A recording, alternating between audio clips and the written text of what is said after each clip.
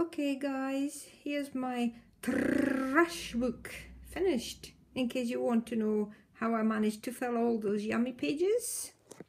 Loads and loads of things. As usual, my 5 golden important things in a journal. Number 1, memories, images, photographs, receipts, brochures, you name it, just anything and everything that I've been doing. Number 2, my own art. Number 3, any images of art of other people that I like. Number 4, anything I like, cutouts from magazines, generally images found anywhere. And finally, and not least importantly, journaling and words or articles, again from magazines or newspapers that I found significant. So that's my 5 filling up, journal filling up important things. So here we go. I think you've seen that before. I love the plastic on it. I won't linger on these because you've seen them before. My Napoleon.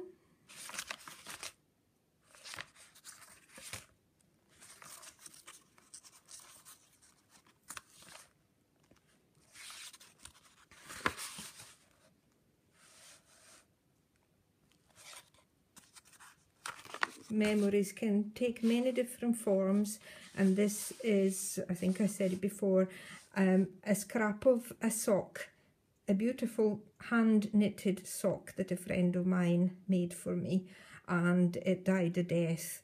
It was just holding together simply by darning, and I thought, well, I'll have to part from it, but I didn't want to part from it completely, so one little scrap of it has ended up in here.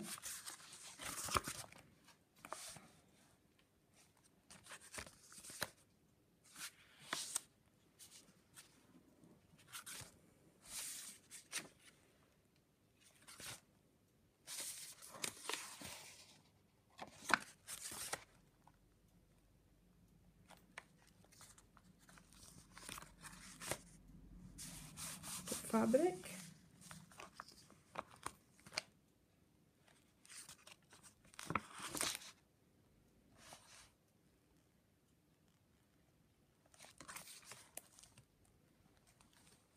Note of the day. Cereal bag, squashy thing. This is what I liked from magazines. This portrait of an elephant, because I absolutely adore elephants. And these are 2 stags, red deer stags boxing. My Ken took this photo. He's really fond of his red deer, and there are an awful lot of them in this area. So I stole this photo from him.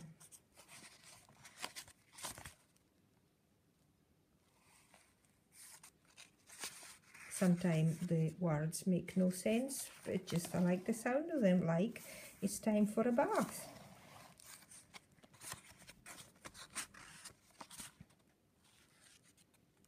Bits of journaling, just included just any old wear where I think they would look good. They don't necessarily need to be read by anybody, but I just like the process of writing them, and I like the way they look on the pages.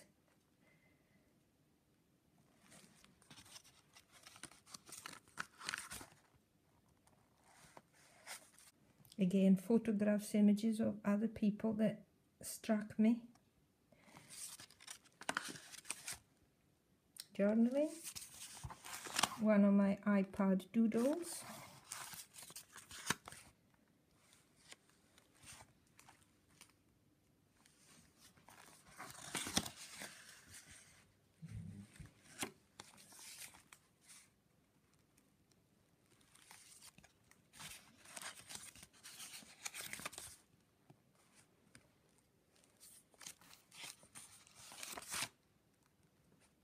I love kids' colouring books.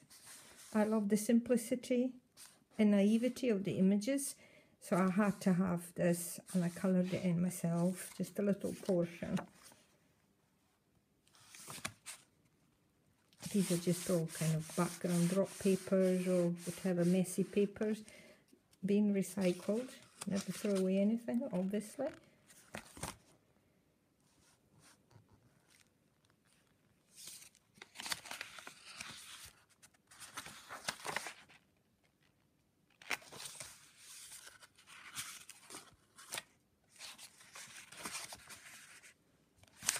This was one of my foam tile etching print, and I love it because, of course, when you print it comes all back to front, and so if you've got any secret thoughts, nobody needs to understand what you said. At the same time, I think it looks good. My little girl when she was wee.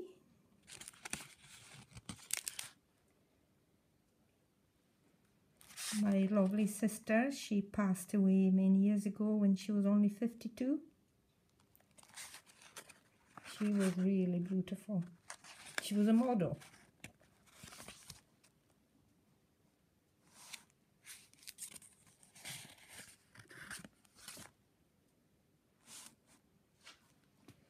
Again, kids' books, illustrations. I just love them. I love the colours and everything about them.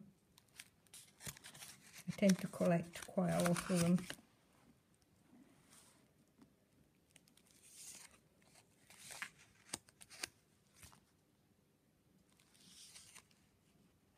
Spooky creature I drew there. Or here in a pocket with an image of a house I used to live in.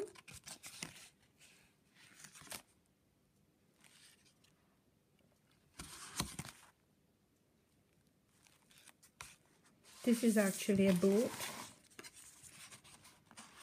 little paper boat.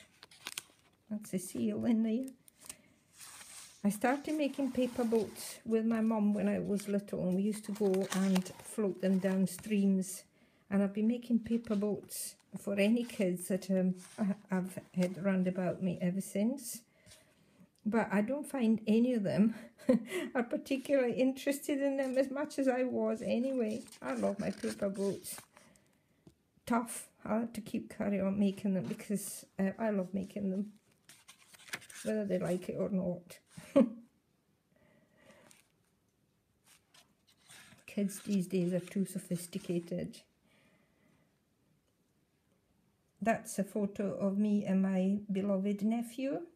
He's actually the lovely son of my sister. You saw the photo before, the beautiful sister.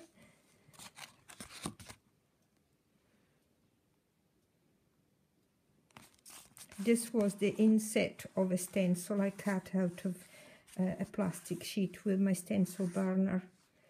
And I like the shape of it, so I just stuck it in there.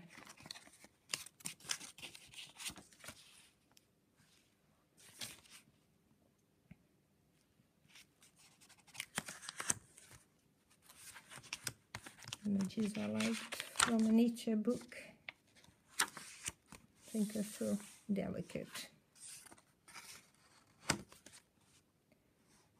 Art of other people. My art.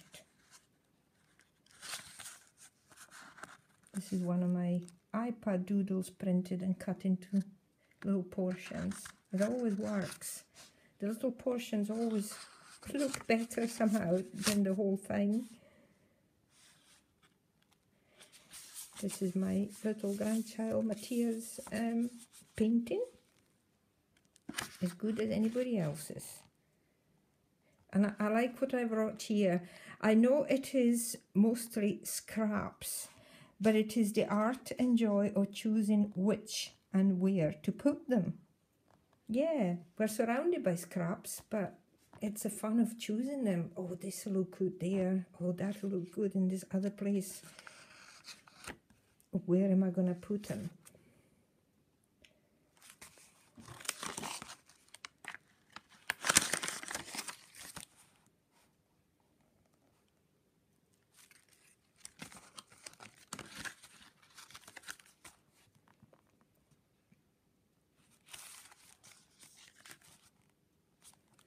This was an earring. In the junk box I've got massive earrings, only at the one, and I like the shape of it, so it's gone in there.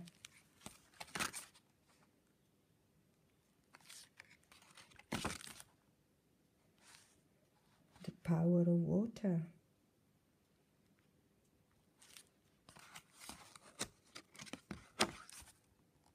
I love this. Here we go. Imagine in those days they used to have hairstyles like all kinds of fruit and vegetables and flowers, you name it, was stuck in their wigs.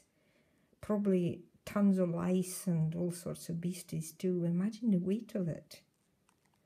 And yet that was all the fashion.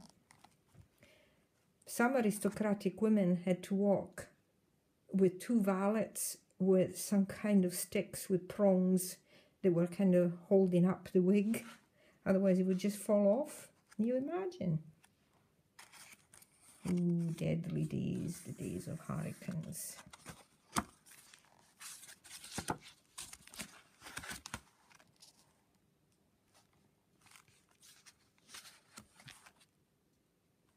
Here's a little fact that I liked.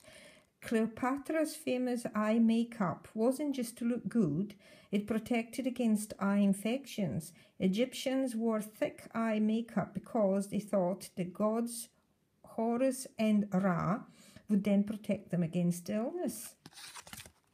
And that was a kind of makeup that ladies had.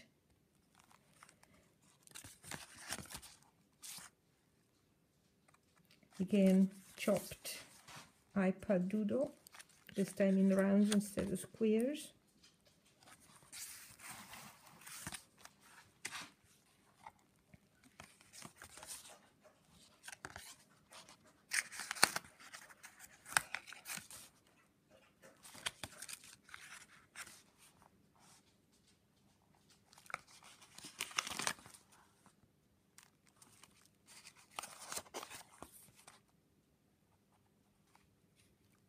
Another one of my doodles called Birth in a Green Basket.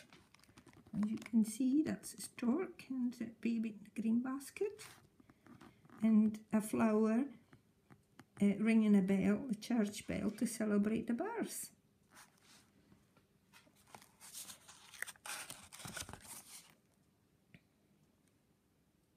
Another little fact. Henry VIII had big painful open sores on his legs later in life, which had to be bandaged to stop him from dripping all over the place. Gross. This is from Horrible Histories. I just thought that was fun. My little daughter is a baby. How chubby is that? Full of mum's milk. And then her a bit later on, Camilla, her name is.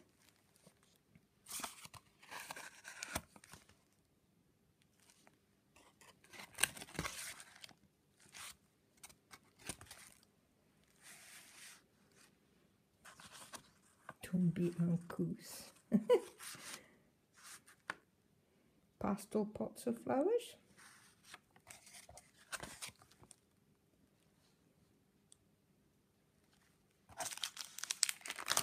And voila, finished.